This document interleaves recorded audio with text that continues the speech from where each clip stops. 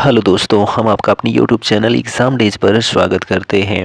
तो यहाँ पर हम लोग इंडियन पॉलिटी भारतीय संविधान पर चर्चा कर रहे थे, जिसमें हम लोग स्पेशल अनुच्छेद पढ़ रहे थे। तो यह अनुच्छेद का जो है तीसरा वीडियो है। इसके पहले 2 वीडियो कंप्लीट हो चुके हैं।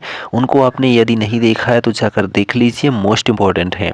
सभी अनुच्छेद की हम चर्चा कर रहे हैं, ठीक है। तो यहाँ पर हम आप बात करने वाले हैं, भाग 5 चल रहा था, ठीक है। तो भाग 5 में हम लोगों ने जो है 52 से लेकर अनुच्छेद 122 तक देख लिया है। आगे की प्रक्रिया आज शुरू होने वाली है और जो भाग 5 है इसमें जो है 151 तक आपको अनुच्छेद देखने को मिलता है, ठीक है। तो भाग 1 में क्या है आपको पता है, संघ और उसका राज्य क्षेत्र है, ठीक है। भाग 2 में क्या है, तो भाग 2 में नागरिकता है। भाग 3 में क्या है, तो जो है मौलिक अधिकार हैं, क्या है मौलिक अधिकार। भाग 4 में क्या है, तो राज्य के लिए नीति निर्देशक सिद्धांत है, ठीक। और भाग 4 का जो है उसमें जो है मूल कर्तव्य या मौलिक कर्तव्य दिए गए हैं। और भाग जो 5 है उसमें संघ सरकार दिया गया है, ठीक है। चलिए, तो वही भाग 5 का हम लोग अध्याय 3 देखने वाले हैं। तो अध्याय 3, राष्ट्रपति की विधायी शक्तियाँ। राष्ट्रपति के पास जो है विधायी शक्तियाँ कौन सी हैं, वो उसी के बारे में जो है अनुच्छेद 123 में दिया गया है। Legislative powers of the president. अनुच्छेद 123, संसद के विश्रांति काल में अध्यादेश प्रख्यापित करने की राष्ट्रपति की शक्ति क्या होगी, यह अनुच्छेद 123 में कहा गया है। अध्याय 4 बताता है कि संघ की न्यायपालिका होगी, क्या होगी, संघ की न्यायपालिका होगी। द यूनियन जुडिशियरी जो है वह संघ की कार्य न्यायपालिका होगी।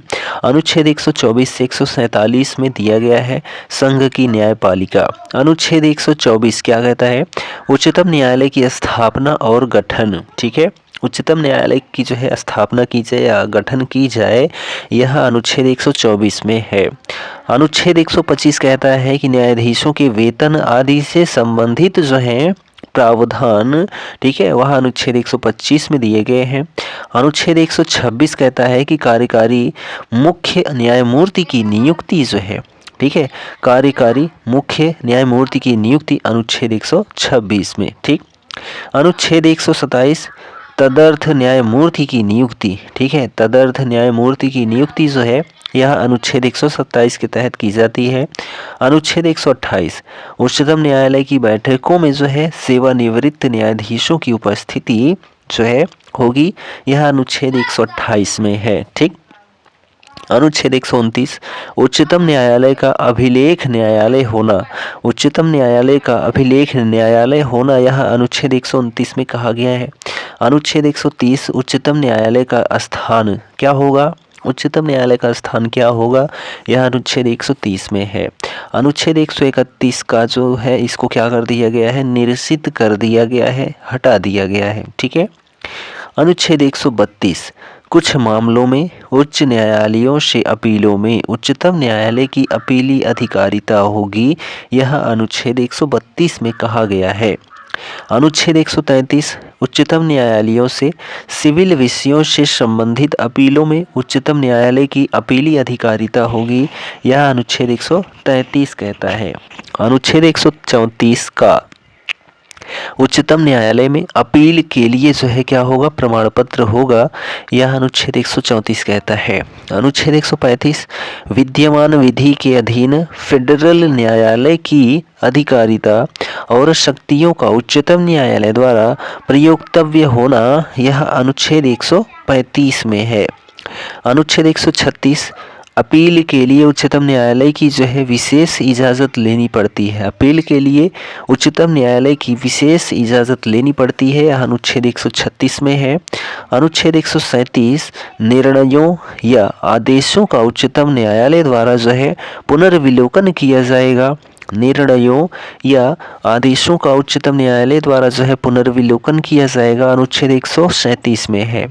अनुच्छेद 138 उच्चतम न्यायालय की अधिकारिता की वृद्धि।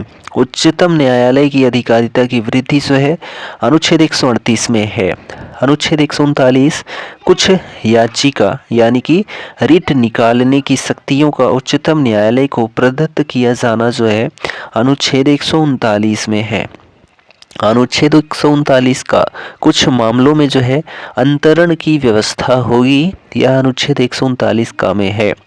अनुच्छेद 140 उच्चतम न्यायालय की आनुषंगिक शक्तियां जो हैं दी गई होंगी, ठीक है, या आनुषंगिक शक्तियां होंगी उच्चतम न्यायालय की, अनुच्छेद 140 में कहा गया है।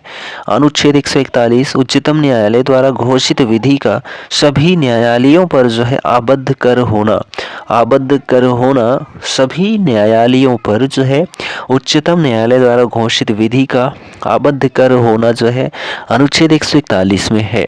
अनुच्छेद 142 उच्चतम न्यायालय की डिक्रियों और आदेशों का प्रवर्तन और प्रकटीकरण आदि के बारे में आदेश जो है 142 में है। 143 अनुच्छेद कहता है कि उच्चतम न्यायालय से परामर्श करने की राष्ट्रपति की शक्ति क्या होगी, यह जो है अनुच्छेद 143 में है। 144 सिविल और न्यायिक प्राधिकारियों द्वारा उच्चतम न्यायालय की सहायता में कार्य किया जाना जो है अनुच्छेद 144 में दिया गया है। अनुच्छेद 144 का तो अनुच्छेद 144 का को निरसित कर दिया गया यानी कि हटा दिया गया है। अनुच्छेद 145 न्यायालय के नियम आदि जो हैं अनुच्छेद 145 में दिए गए हैं। अनुच्छेद 146 उच्चतम न्यायालय के अधिकारी और सेवक तथा व्यय, ठीक है, उच्चतम न्यायालय के जो अधिकारी हैं और सेवक हैं और तथा व्यय है, इसका वर्णन जो है अनुच्छेद 146 में किया गया है। अनुच्छेद 147 निर्वचन, ठीक है, निर्वचन। चलिए अब यहाँ पर अध्याय हम 5 देखते हैं। तो अध्याय 5 में भारत का नियंत्रक एवं महालेखा परीक्षक, ठीक है, तो भारत का नियंत्रक एवं महालेखा परीक्षक जो है अनुच्छेद, ठीक है, अनुच्छेद 148 से 151 में है। और अध्याय कौन सा है तो 5 है, भाग कौन सा है तो 5 है, ठीक है। तो भारत का नियंत्रक एवं महालेखा परीक्षक यानी कि controller and auditor general of India, ठीक है। चलिए तो इसमें जो है अनुच्छेद आपको मिलता है 148 से 151 तक, भारत का नियंत्रक एवं महालेखा परीक्षक। तो अनुच्छेद 148 मोस्ट इंपॉर्टेंट है, ज़रूर याद रखिए, CGI से संबंधित है, भारत का नियंत्रक एवं महालेखा परीक्षक से संबंधित है, ठीक है, जो अनुच्छेद 148 है। 149 अनुच्छेद कहता है कि नियंत्रक महालेखा परीक्षक के कर्तव्य और शक्तियां क्या होंगी, यह अनुच्छेद 149 कहता है। आपको 48 याद है कि भारत का नियंत्रक एवं महालेखा परीक्षक होगा, तो आगे का जो अनुच्छेद होगा उसी से संबंधित होगा, ठीक है, जहां तक हो, ठीक। तो यहाँ पर आप 148 जरूर याद रखें। अनुच्छेद 150 संघ के और राज्यों के लेखाओं का जो है प्रारूप कौन तैयार करता है, ठीक है, या संघ के या राज्यों के लेखाओं का प्रारूप जो है किस में दिया गया है तो अनुच्छेद 150 में। अनुच्छेद 151 भाग 5 का आखिरी अनुच्छेद है। 151 तो संपरीक्षा प्रतिवेदन जो है किया जाता है, ठीक। तो यहाँ पर हम लोगों ने देख लिया भाग 5 तक सभी अनुच्छेद। अब हम यहाँ पर देखने वाले हैं भाग 6। तो भाग 5 किससे संबंधित था, संघ सरकार से, ठीक है, यानी केंद्र से। और जो हमारा भाग 6 है यह राज्य से संबंधित है, राज्य सरकार से संबंधित है। तो इसमें जो है जो राज्य सरकार है इसके लिए अनुच्छेद जो है 152 से लेकर जो है 237 तक में दिया गया है राज्य सरकार या जो है राज्य, ठीक है। तो जो भाग 6 है इसमें राज्य के बारे में दिया गया है अनुच्छेद 152 से 237 तक, ठीक।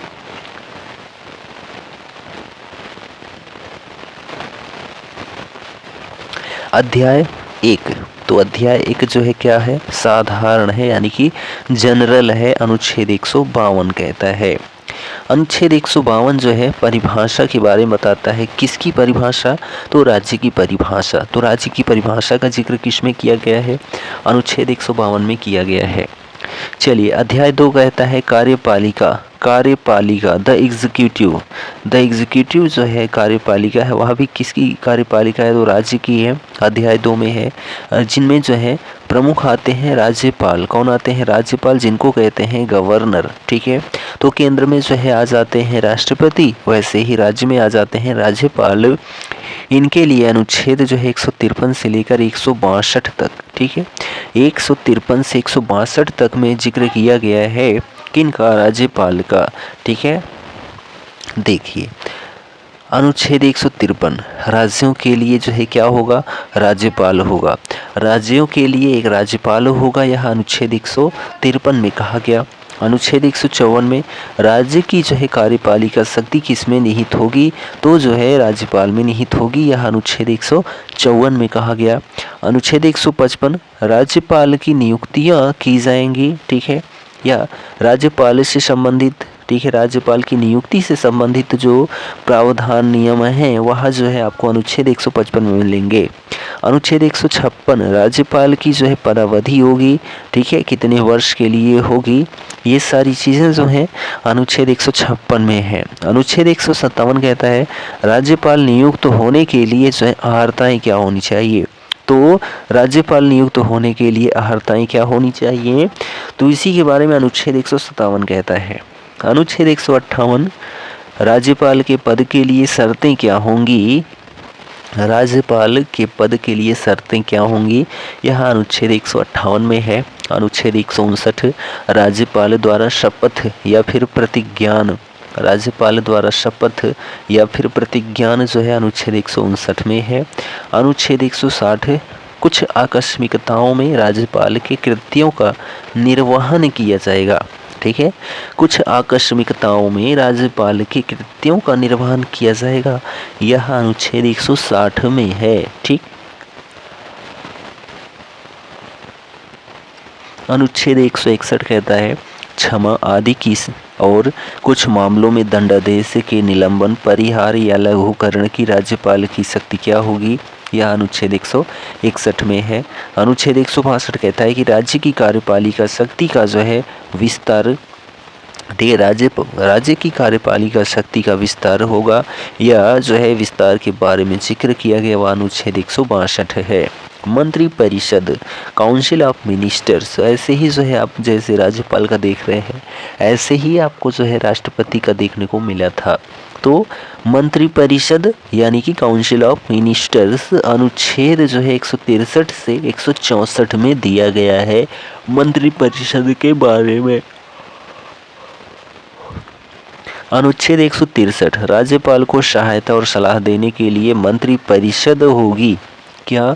तो राज्यपाल को सलाह देने के लिए या सहायता करने के लिए जो है एक मंत्री परिषद होगी, यह अनुच्छेद 163 में कहा गया। अनुच्छेद 164 में कहा गया है कि मंत्रियों के बारे में अन्य उपबंध जो हैं किए जाएंगे। ठीक है, चलिए राज्य का महाधिवक्ता, राज्य का महाधिवक्ता होगा तो advocate general of the state, advocate general of the state जो है फॉर द स्टेट जो है राज्य का महाधिवक्ता होगा, अनुच्छेद 165 में कहा गया है। ठीक है, अनुच्छेद 165 राज्य का जो है क्या होगा? एक महाधिवक्ता होगा। ठीक, चलिए सरकारी कार्य का संचालन, तो conduct of government business, conduct of government business जो है या सरकारी कार्य का संचालन करता है, और इसमें जो है अनुच्छेद 166 और 67 आपको देखने को मिलते हैं। सरकारी कार्य का जो संचालन है उसके माध्यम से अनुच्छेद 166 राज्य की सरकार के कार्य का जो है संचालन, राज्य की सरकार के कार्य का संचालन जो है यह अनुच्छेद 166 में है। अनुच्छेद 167 राज्यपाल को जानकारी देने आदि के संबंध में मुख्यमंत्री के कर्तव्य क्या होंगे? ठीक है, तो राज्यपाल को जानकारी देने आदि के संबंध में मुख्यमंत्री के कर्तव्य क्या होंगे, यह अनुच्छेद 167 में कहा गया है। ठीक है, अध्याय 3 राज्य का जो है क्या होगा? एक विधानमंडल होगा। क्या होगा? विधानमंडल।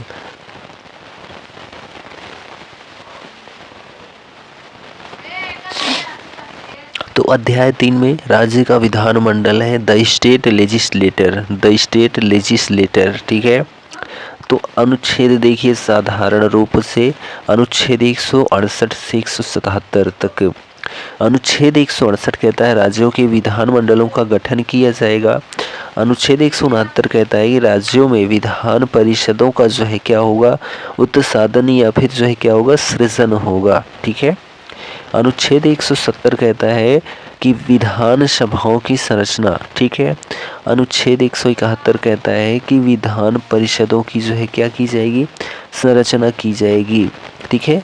अनुच्छेद 172 कहता है कि राज्यों के विधान मंडलों की अवधि निश्चित होगी, ठीक है। अनुच्छेद 173 कहता है राज्य के विधानमंडल को सहायता के लिए अहर्ता, राज्य के विधानमंडल की सदस्यता के लिए जो है क्या होगा, अहर्ता होगा। यह अनुच्छेद 173 में है। अनुच्छेद 174 कहता है राज्य के विधानमंडल के सत्र, सत्रावसान और शतावर, ठीक है, विघटन। तो अनुच्छेद 174 में है कि राज्य के विधानमंडल के सत्र, सत्रावसान और विघटन के बारे में दिया गया। अनुच्छेद 175 तो इसमें जो है सदन या सदनों में अभिभाषण का और उनको संदेश भेजने का राज्यपाल का अधिकार क्या होगा। यह अनुच्छेद जो है 175 में दिया गया है, ठीक है। 176 राज्यपाल का विशेष अभिभाषण जो है, ठीक है, राज्यपाल का विशेष अभिभाषण के बारे में अनुच्छेद 176 दिया गया। अनुच्छेद 177 कहता है कि सदनों के बारे में मंत्रियों और महाधिवक्ता के अधिकार, ठीक है। चलिए अगला पॉइंट है राज्य विधानमंडल के अधिकारी यानी कि officers of the state legislature, ठीक है, लेजिस्लेटर। अनुच्छेद 171 से 187 तक जो है दिया गया है राज्य विधानमंडल के अधिकारी के बारे में, ठीक है।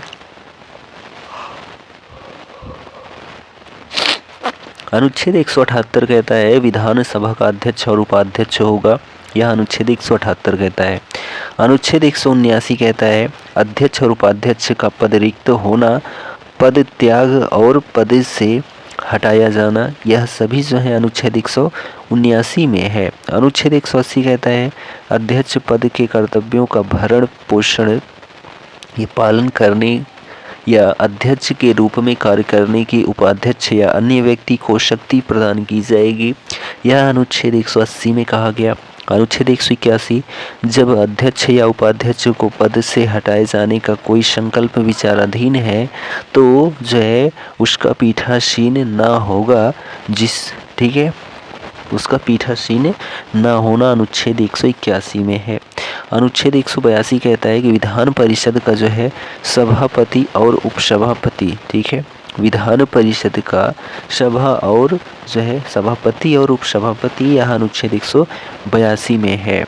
अनुच्छेद 183 सभापति और उपसभापति पद रिक्त होना, पर पद त्याग और जो है पद से हटाया जाना। तो सभापति और उपसभापति का जो है पद रिक्त होना, पद त्याग और जो है पद से हटाया जाना अनुच्छेद 183 में दिया गया है। अनुच्छेद 183 में। अनुच्छेद 184 कहता है कि सभापति के पद के कर्तव्यों का पालन करने या सभापति के रूप में कार्य करने की जो है उपसभापति या किसी को जो है क्या होना चाहिए, किसी अन्य को, ठीक है, शक्ति मिलनी चाहिए। यह अनुच्छेद 164 या 84 कहता है, ठीक है। अनुच्छेद 185 कहता है जब सभापति या उपसभापति को पद से हटाने का कोई संकल्प विचाराधीन है तब उसका पीठासीन जो है ना होना, यह अनुच्छेद 185 में है, ठीक है। अनुच्छेद 186 कहता है कि अध्यक्ष और उपाध्यक्ष तथा सभापति और उपसभापति के वेतन और भत्ते के बारे में जानकारी होनी चाहिए। यह अनुच्छेद 186 में है। अनुच्छेद 187 राज्य के विधानमंडलों का जो है क्या होगा, शरणकाल होगा। तो यहाँ पर जो है अनुच्छेद 187 कहता है। आगे आता है कार्य संचालन यानी कि conduct of business. Conduct of business यानी कि सदस्यों, ठीक है, कंडक्ट ऑफ बिजनेस अनुच्छेद 188 से 189, ठीक है। कार्य संचालन यानी कि कंडक्ट ऑफ बिजनेस अनुच्छेद 188 से 189, ठीक है। तो अनुच्छेद 188 कहता है सदस्यों द्वारा शपथ और प्रतिज्ञान। अनुच्छेद 189 कहता है सदनों में मतदान, रिक्तियों के होते हुए भी सदनों की कार्य करने की शक्ति और गणपूर्ति, ठीक। सदस्यों की निर्हरताएं, disqualification of members, disqualification of members अनुच्छेद 190 से 193 तक। तो अनुच्छेद 190 कहता है कि स्थानों का रिक्त होना। अनुच्छेद 191 कहता है कि सदस्यता के लिए जो है निर्हरताएं। अनुच्छेद 192 कहता है सदस्यों की निर्हरताओं से संबंधित प्रश्नों पर जो है विनिश्चय, ठीक है। अनुच्छेद 193 कहता है अनुच्छेद 188 के अधीन शपथ लेने या प्रतिज्ञा करने से पहले या जो है अर्हित न होते हुए या निर्हित किए जाने पर बैठने और मत देने के लिए शामिल होना, ठीक है। अगला पॉइंट है यहाँ पर राज्यों के विधानमंडलों और उनके सदस्यों की कार्य शक्तियाँ जो है विशेषाधिकार और नियुक्तियाँ उन्मुक्तियाँ यह सभी जो है, ठीक है। यहाँ से जो है powers, privileges and immunities of state legislative and their members अनुच्छेद जो है 194 से 195 तक है। अनुच्छेद 194 कहता है कि विधानमंडलों के सदस्यों को तथा उनके सदस्यों और समितियों की जो है शक्तियाँ, विशेषाधिकार आदि का जिक्र जो है अनुच्छेद 194 में दिया गया। अनुच्छेद 195 तो सदस्यों के वेतन एवं भत्ते जो है अनुच्छेद 195 में दिए जाते हैं। अब यहाँ पर बात आती है विधायी प्रक्रिया यानी कि लेजिस्लेटिव प्रोसीडर जो है यानी कि विधायी प्रक्रिया, ठीक है। अनुच्छेद 196 से 201। अनुच्छेद 196 कहता है कि विधेयकों के पुनः स्थापना और पारित किए जाने के संबंध में उपबंध। अनुच्छेद 197 कहता है कि धन विधेयकों को भिन्न विधेयकों के बारे में विधान परिषद की शक्तियों का जो है क्या करना, निर्वचन करना, ठीक है। अनुच्छेद 198 कहता है कि धन विधेयकों के संबंध में विशेष प्रक्रिया। अनुच्छेद 199 कहता है कि धन विधेयक की परिभाषा, मोस्ट इम्पॉर्टेंट पॉइंट है 199।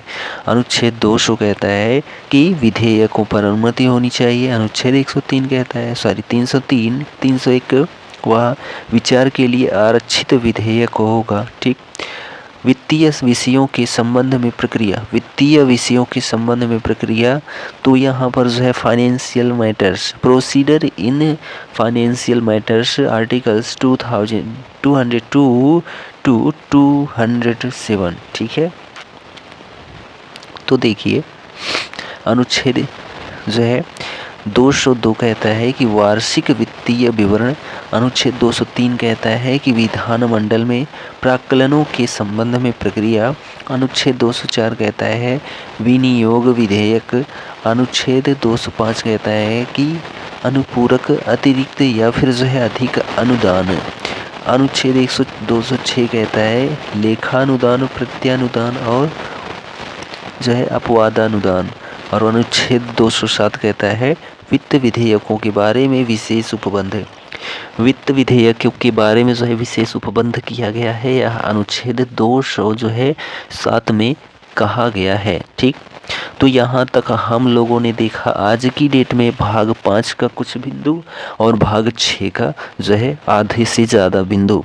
तो आपको यह वीडियो कैसा लगा कमेंट करके ज़रूर बताएं। चैनल पर नए हैं तो चैनल को सब्सक्राइब ज़रूर करें। इसका पीडीएफ लिंक आपको चाहिए, पीडीएफ डाउनलोड करना है तो हमारे Telegram channel exam day CD को ज़रूर ज्वाइन करें, वहाँ पर आपको पीडीएफ मिल जाता है। तो चलिए मिलते हैं अगले वीडियो में, तब तक के लिए जय हिंद, goodbye and take care.